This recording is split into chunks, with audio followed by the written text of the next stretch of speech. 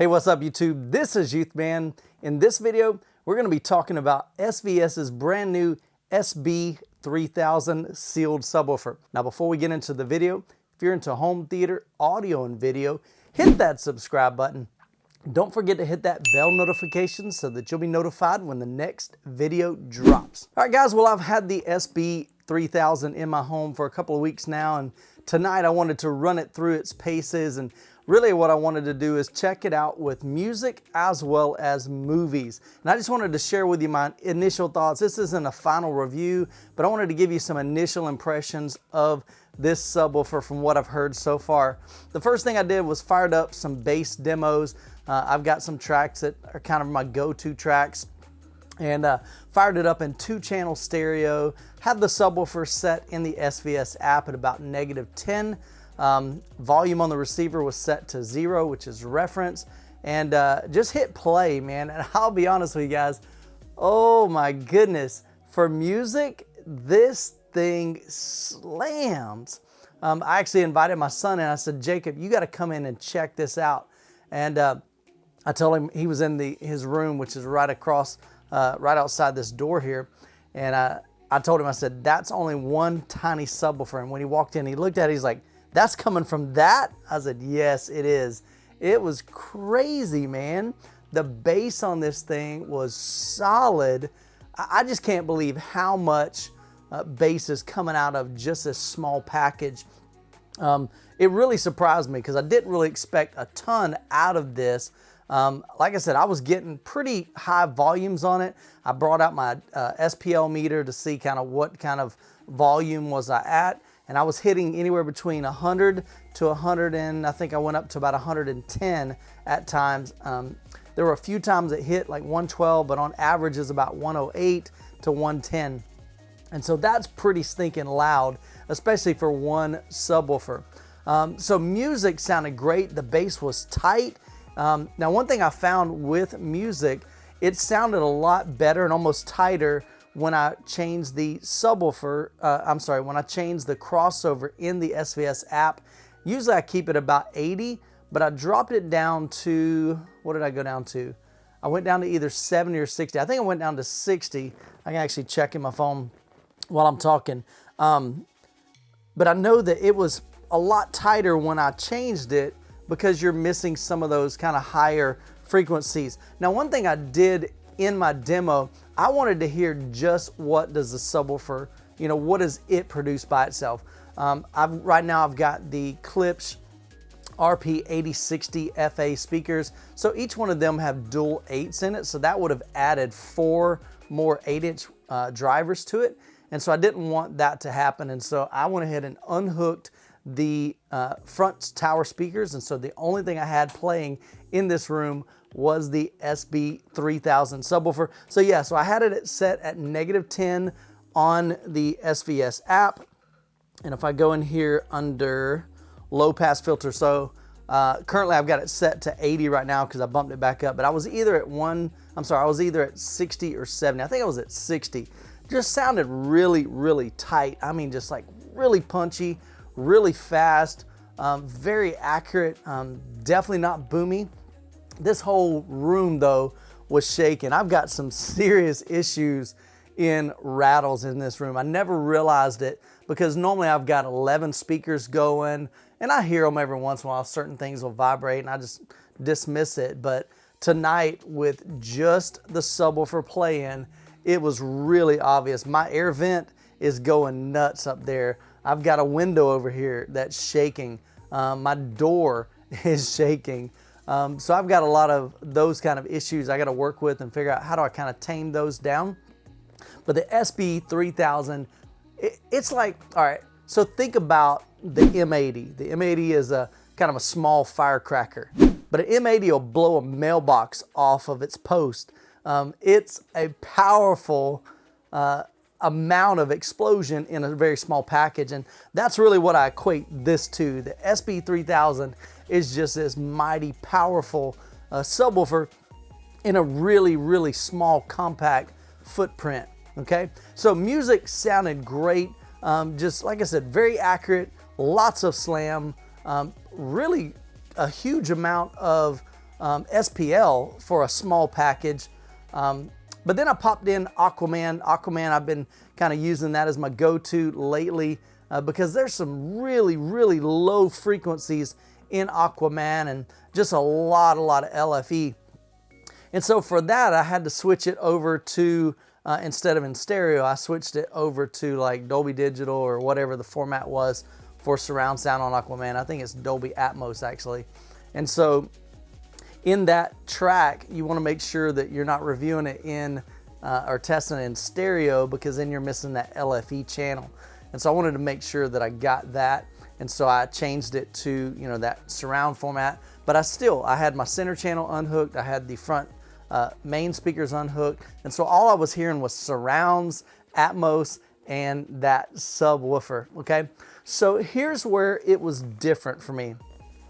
When I was watching Aquaman just the other night, if you saw my previous video, I'll link to it right up here in the card. I talked about the PB3000 in Aquaman. And when I was watching it, this is what was going on, man. I was smiling from ear to ear, super impressed with the PB3000. Tons of output, again, for a relatively small footprint. It's not near the size of my dual PB16s, and it's not that monstrous in sound, but it's very impressive, especially for the 1400, I think it's 1400 that it retails for. And so the PB3000 sounded phenomenal with Aquaman.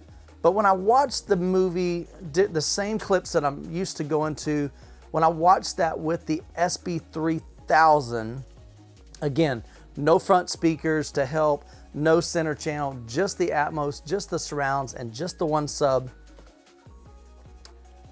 There were quite a few sequences in there that honestly just weren't as impressive. Now, the first thing I did was I was sitting in my main listening position, and I wasn't real impressed at all. There was quite a few, there were certain scenes that I just wasn't hearing a lot of bass.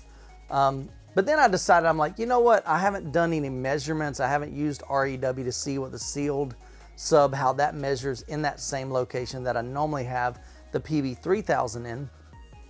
And so I just walked around the room and I went to one of my rear seats, and I got a lot more bass there. And so if you guys aren't familiar with room nodes and the way peaks and nulls, watch some of my previous videos on REW. I've got a whole playlist that you can check out on REW and just some different testing that I've done. But basically you use a calibrated microphone, connect it to a laptop or a computer, and connect it to your receiver, and you play some test tones and frequency sweeps, and it analyzes the sound that it's hearing, and it tells you on a graph kind of what the room is measuring.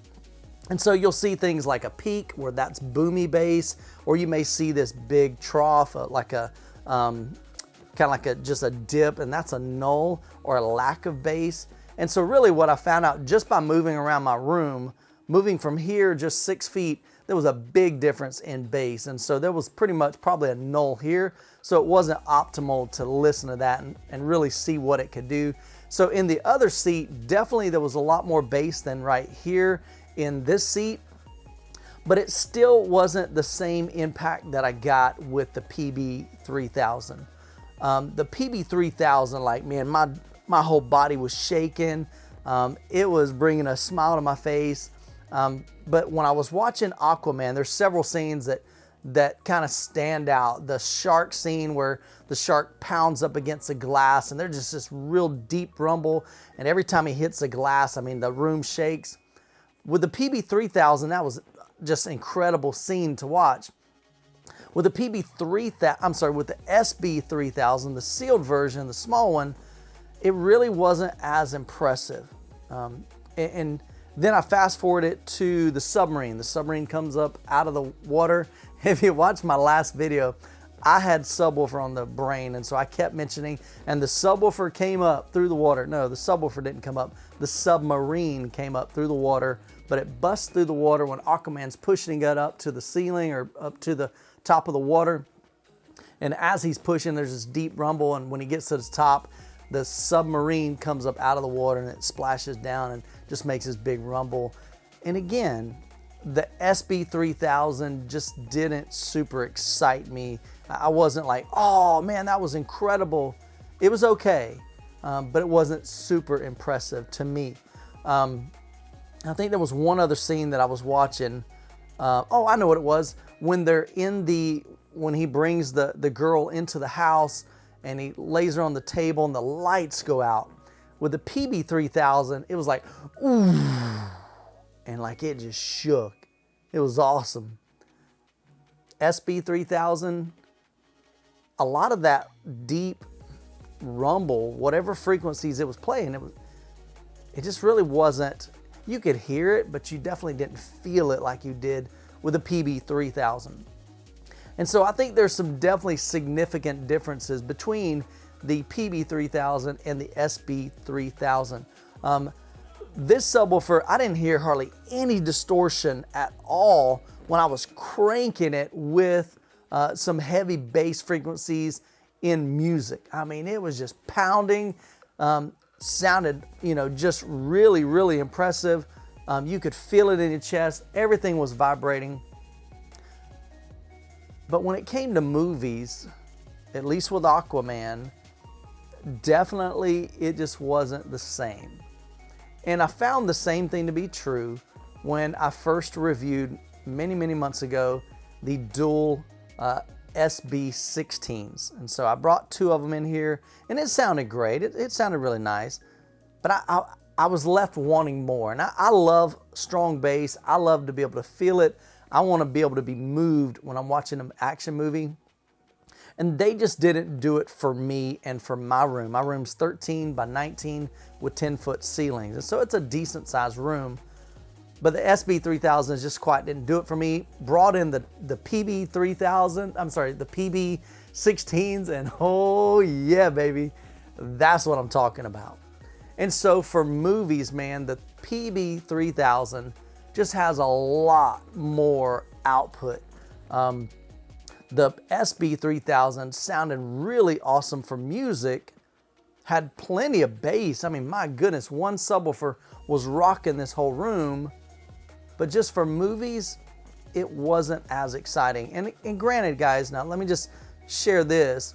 I'm used to having typically two subwoofers, so I've got dual PB16, so that's what I'm used to. Previous to that, I had 4 Klipsch RSW15s. Now those are about 15 years old. They're a lot old, kind of an older generation of Klipsch subwoofers. They had a 15-inch active driver as well as a 15-inch passive. So you got 8 15-inch drivers that I was used to. And so, so to compare that to the SB3000 really is unfair. But like I said, for music, I think they're phenomenal. And to put 2 of them, especially if you got multiple seating, definitely get you 2 subwoofers because it's going to help balance out the room response so that each seat gets a good bass response. So as I wrap up the video, I'm going to let you listen to the SB3000 in action and get a little subwoofer action, a little excursion, so you can see what kind of excursion this little subwoofer can do. And but I won't be playing the main speakers so that we don't have to worry about copyright, and all there'll be is just bass frequencies. And I've turned the volume way down on my microphone so that there wouldn't be any distortion in the bass, but you're definitely gonna hear a lot of stuff in my room rattling. That's not the sub, that's my room going nuts. And so guys, hope you have a great weekend, enjoy the demo, and we'll catch you in the next video.